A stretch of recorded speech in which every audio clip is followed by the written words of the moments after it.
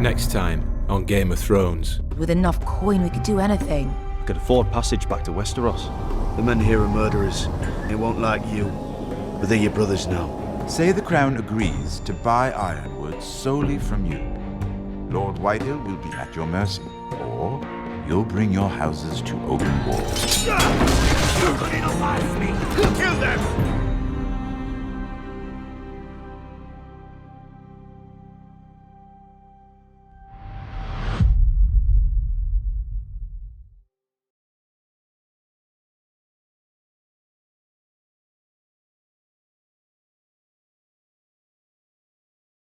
What's up, guys, and welcome. It's InfernoKun here with a small breakdown of the little teaser trailer we got, first look trailer we got from Game of Thrones Episode 2, The Lost Lord. So I'm going to go ahead and play the trailer and then break it down and talk about it. Okay, so firstly, we have Asher and Yunkai talking to what could be one of his friends about having the right amount of money to get a passage back to Westeros. I mean, of course, he misses home. He tries not to think about what he did in the past, and he's sorry for it. So maybe he wants to go home, make things right. Now, of course, we have Malcolm, who is making his way over to Yunkai to bring Asher back to fight for House Forrester. And depending on your choice, in episode 1, where you either, delay Malcolm going to Essos, or either go ahead and send him right away. I think what will happen if you either, which one you chose. If you send him right away, obviously he will get there, and then Asher and Malcolm won't know about Ethan's death.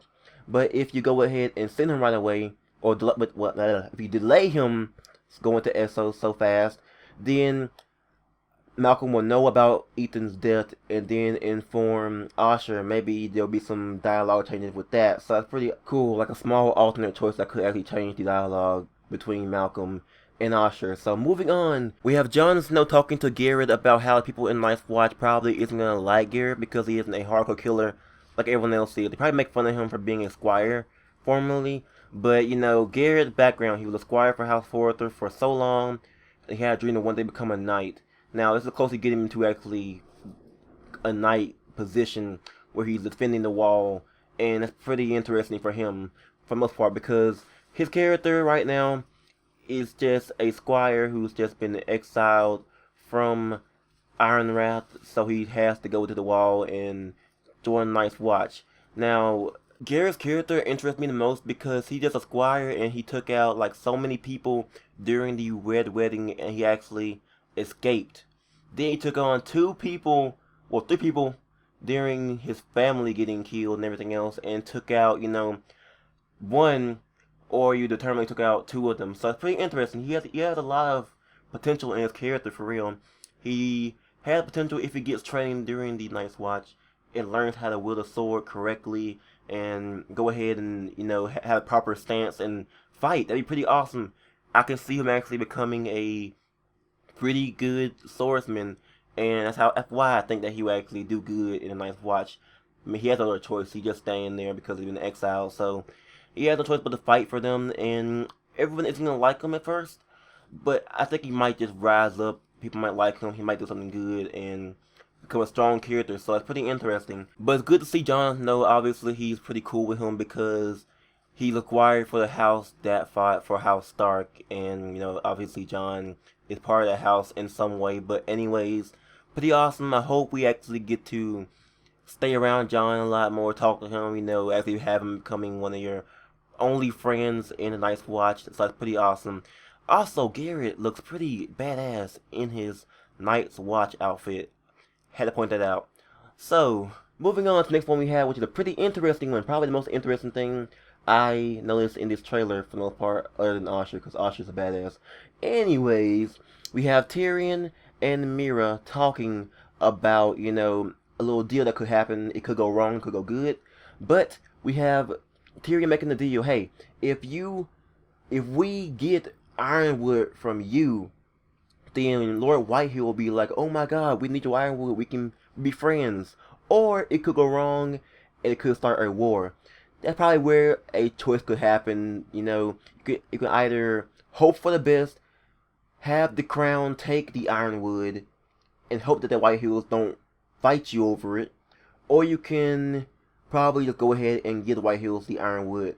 they're probably gonna take it anyway because they have them stationed in Ironrath right now. So much for that. I mean, Mira being in King's Landing, there's not much she can do about that. She's not the one that has control over the Ironwood.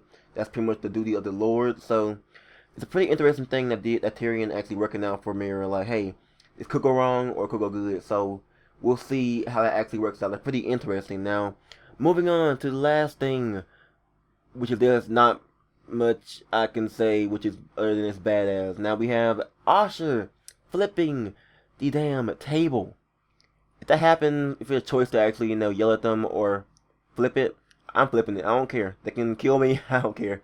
I'm gonna do it. But hey, now these soldiers are, of course, they're in Yunkai, and they seem to be the Unsolid soldiers. Not really sure because they don't look like the Unsolid for me, at least. They're probably some other guards in the city, which is kind of likely because the Unsolid basically rules Yunkai right now over Daenerys Targaryen. So now we know about Asher. He's a pretty violent dude from what Lady Forrester told us. He's pretty violent. He cares about his family, but he is a reckless dude. He's probably like one of those generic teenagers that do bad stuff, and he got exiled for that reason. Now, seeing him picking the fight with the guards of the city, the Unsolid, that could be them, that's pretty much selling me right there. Like, really Asher, you're gonna get in a fight with, soldiers and everything else. That's pretty bad. But anyway, it's pretty interesting to see him challenge them and, getting wrecked right then and there. I mean, Asher, come on, man. It's like 4 guards right there. You can't do that. You can't do that. But anyways, I'm gonna do it because I don't care. But anyway, that's pretty much it. Thank you guys for watching. If you guys did enjoy, leave a thumbs up. And also, I forgot, the release dates have been posted in the video too. I was wrong. That would come out next week, but it's not. That's sad because I hope. Well, I don't know. I hope when we get like the episode next week, but we're not. So, anyways, for Tuesday of February the 3rd, am I correct? I think I'm correct. February 3rd, PC, PS4, and PS3 are getting it on Tuesday, February 3rd. February 4th, Xbox One, Xbox 360 are getting it. And February the 5th, on a Thursday, we'll be giving it to iOS and Android. Finally, Android is getting it on the actual release day of iOS. That's pretty much good job, Telltale. But that's it. Thank you guys for watching. If you guys did enjoy, leave a thumbs up. That would help me out a lot. Also, comment down below your thoughts on episode 2.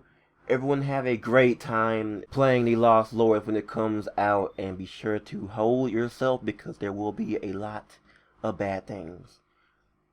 I'm out.